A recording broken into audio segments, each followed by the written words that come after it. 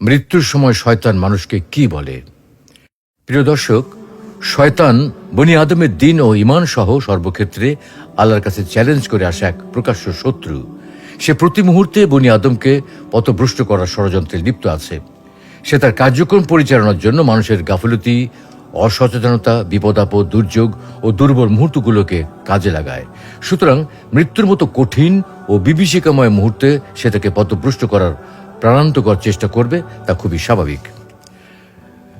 মৃত্যুর পর যেহেতু মানুষকে আর কোনো ধোঁকা দেওয়ার সুযোগ থাকে না, তাই এই সময় শয়তান সর্বশক্তি নিয়োগ করে মানুষকে ঈমান হারা করার চেষ্টা করে। কোনো কোনো বুজুর্গ বলেন, জান কবজের সময় শয়তান মৃত্যু পথযাত্রীকে সম্বোধন করে বলে, তুমি যদি এই যন্ত্রণা থেকে মুক্তি পেতে চাও তবে ইসলাম ধর্ম পরিত্যাগ করে দুইজন খোদার অস্তিত্ব স্বীকার করে নাও। অন্য এক বুজুর্গ বলেন, জান কবজের সময় মুমূর্ষু ব্যক্তি হৃৎপিণ্ডের যন্ত্রণায় কাতর ও অস্থির হয়ে যায়। তখন সে পানির তৃষ্ণা অনুভব করে, খুব পিপাসা অনুভব করে। এমন সময় মানুষ যখন পিপাসা ছটফট করতে থাকে, তখন শয়তান এক পেয়ালা শীতল পানি নিয়ে উপস্থিত হয় এবং পেয়ালাটি আন্দোলিত করতে থাকে।